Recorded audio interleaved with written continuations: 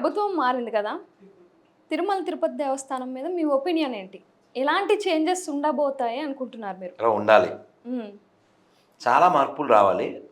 ఎందుకంటే చెయ్యవలసినంత ఆధ్యాత్మిక అభివృద్ధి తిరుమలలో ఇంకా జరగలేదు. చాలా మార్పులు వచ్చినాయి.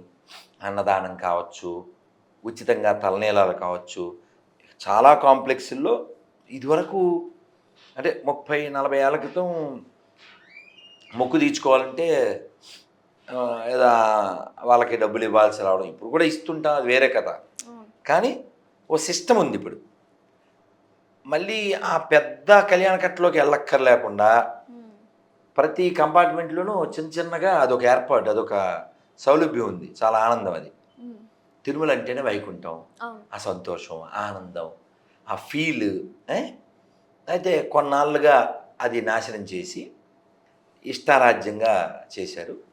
తిరుమల ఆధ్యాత్మికతను మరింత పెంచేలా ఎప్పుడూ ఎంఎస్ సుబ్బలక్ష్మి గారి పాటలు, మంగళంపల్లి వారివి, బాలకృష్ణ ప్రసాద్ గారివి ఆ కీర్తనలు అలా వినిపిస్తూ,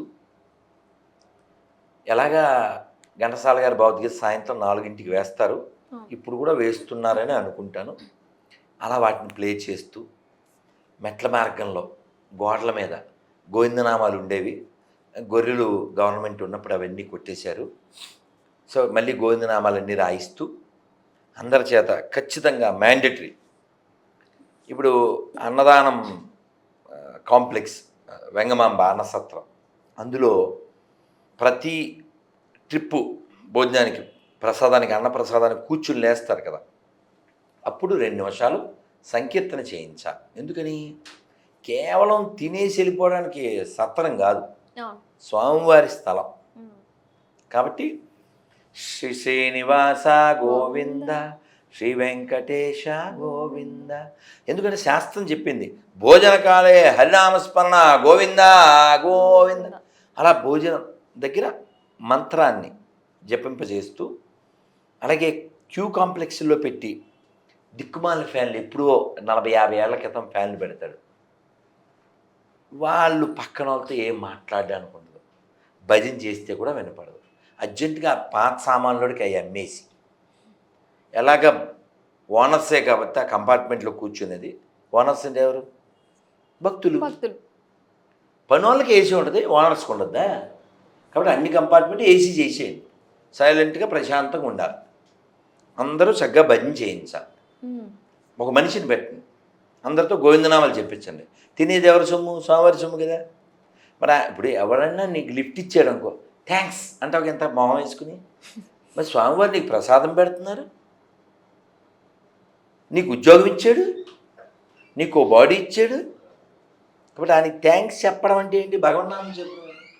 కాబట్టి అందరితో గోవిందనామాలు చెప్పించాలి భోజనం దగ్గర, కంపార్ట్మెంట్లో. అలాగే జైవిజువల్ దగ్గర మైక్ కట్టుకుని వాడు ఎవడో, మరి ఇప్పుడు ఉందో లేదో తెలియదు.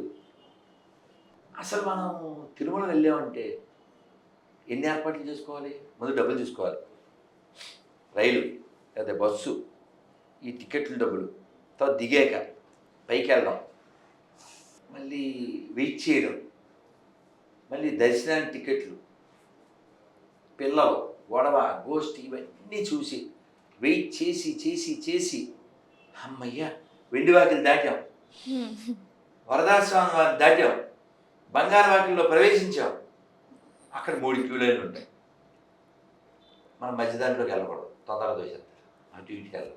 ఆ దెబ్బలైనా సరే వాళ్ళు ఏది అంటుంటారు. ఆ గరుత్మంతుడి దగ్గర నుంచి జైవిజువల్ దగ్గరికి ఎంతసేపు పడుతుంది? అరగంట పడుతుందా? ఆకాశం కూడా పడదు. ఇక్కడ గరుత్మంతుడు, అక్కడ జైవిజుడు.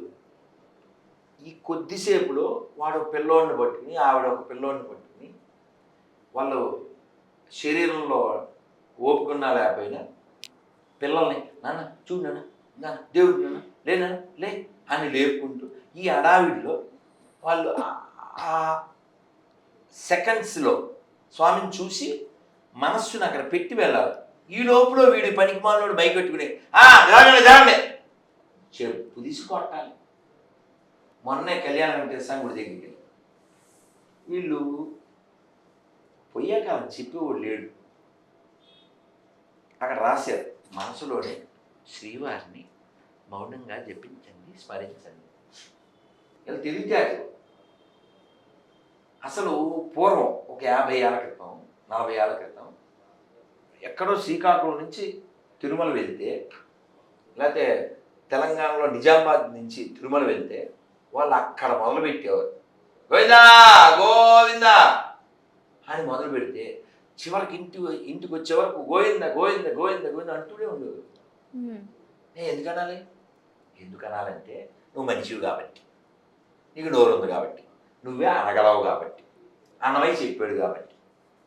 గోవింద గోవిందయని కొలువరే, గోవిందాయని కొలువరే, గోవింద గోవిందయని కొలువరే, హరి అచ్యుతాయని ఆడరే, పురుషోత్తమాయని పిలువరే, పరమ పురుషాయని పలుకరే, దండిగ మాధవుని తలచరే జనులు, గోవింద గోవింద ఎని కొలువరే. కాబట్టి భగవన్నామం చెప్పించాలి, చెప్పడానికి అడ్డం పడితే చెప్పు చూపించాలి. ఆల్రెడీ జరిగింది గుర్తుందా? 2-3 ఏళ్ల క్రితం నేను గోవింద చెప్పిస్తుంటే వాడెవడో బూట్లు వేసుకొచ్చేసి బేడాన్నిసాన్ దగ్గర నన్ను అడ్డుకుని అంత అడావిడి చేశాడు. ఎక్కడ చెప్పకూడదు. ఈ పైత్యం అంతా ఎందుకు వస్తుంది? వాడు హిందువు కాదు కాబట్టి. వాడు హిందువే సర్టిఫికెట్లో, ఆ సర్టిఫికెట్తోనే జాయిన్ అవుతాడు. కానీ అంతకుముందు వాడు గొర్రె అయిపోయి ఉంటాడు. అంటే నీతి లేని జాతి తిరుమలలో ఉండకూడదు. ఓకే, తిరుమలలో ఎవరైనా సరే నిషేధ పదార్థాలు తీసుకొస్తే, నిషేధ పదార్థాలు స్వీకరిస్తే వాళ్ళు శిక్షార్హులు రాయాలి, కింద కట్టడి చెయ్యాలి. అప్పుడెప్పుడో ఒక పత్రిక వాళ్ళు ఒక బొమ్మ తుపాకీని పైకి పంపారు, అదంతా షూట్ చేశారు. చూసారా, ఇది డొల్ల అని చెప్పి. కాబట్టి బుద్ధిమంతులైన వాళ్ళు పరిపాలకులుగా ఉంటే తిరుమల భ్రష్టు పట్టకుండా ఉంటుంది. ఇప్పుడు ఇలాంటివి ఇంకా ఇప్పుడు తిరుమల విషయంలో ఎన్నో కంప్లైంట్లు వచ్చినాయి. చాలామంది ఫోన్లు చేసి కలిసి, నేను తిరుమల మళ్ళీ వీడు వెళ్ళే వరకు వెళ్ళను అని బోలి మీద ప్రతిజ్ఞ చేసి, అలా మొన్న కొత్తగా ఇంకా ప్రశాంతంగా వెళ్ళారు. అలా ఆ దుస్థితి మళ్ళీ రిపీట్ అవ్వకూడదు. ఎప్పుడు గుర్తుందా, పులి బ్రహ్మానందానికి పులి ఫేస్ వేసి, అంటే మరీ అంత ఎదవలో కనపడుతున్నానా అని పులి అడిగినట్టు, పుల్లి కొట్టడానికి కర్రలో, దానికి మళ్ళీ ఛార్జీ. అసలు ఏమనుకుంటున్నారా మీరంతా? ఎవరా మీరంతా? ఇలాంటివన్నీ చేశారు. ఎందువలన? నాస్తికుడేమో చైర్మన్, తోక లేనివాడేమో ఈవో. కాబట్టి అలాంటి పిచ్చి ఏది టీషర్ట్ వేసుకుని ఈవో, బొట్లేని ఈవో. సో కాబట్టి అలా కాబట్టి భక్తితో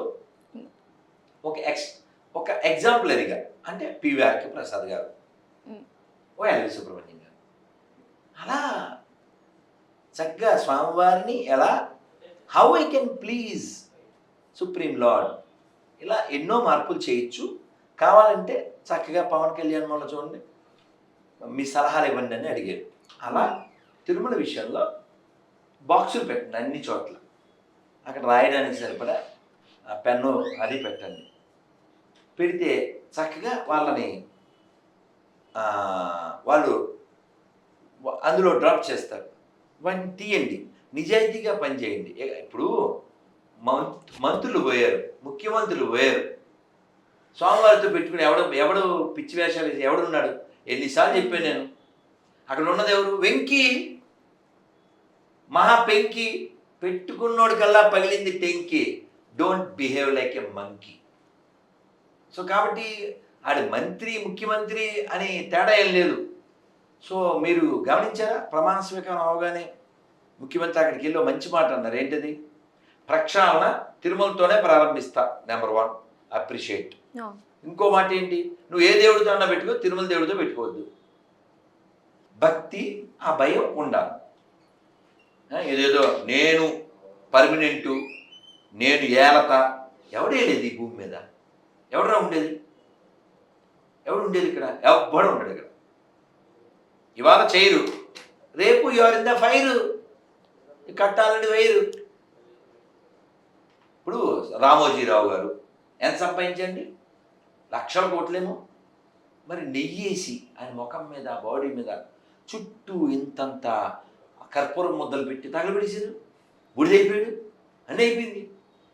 అందుకనే శంకర్ల వారు చెప్పారు, మా కురుదన జన యౌవన గల్వం హరతి నిమేష కాల సర్వం మాయామయమిదం అఖిలం హిత్వా బ్రహ్మపదం త్వం ప్రవిశ విదిత్వ భజ గోవిందం. కాబట్టి నీ ధనం చూసుకుని, నీ జనాన్ని చూసుకుని, నీ పదవి చూసుకుని సాంగ్స్ పాడద్దు. ఏం సాంగ్ అది? రెచ్చిపోదాం బ్రదర్ అంటే వెయిట్ చేస్తుంది mother, you merging the weather, she will peel your leather. అర్థం చేసుకో బ్రదర్. ఇంగ్లీష్ వచ్చిన ప్రతి ఒడికి అర్థమైపోతుంది.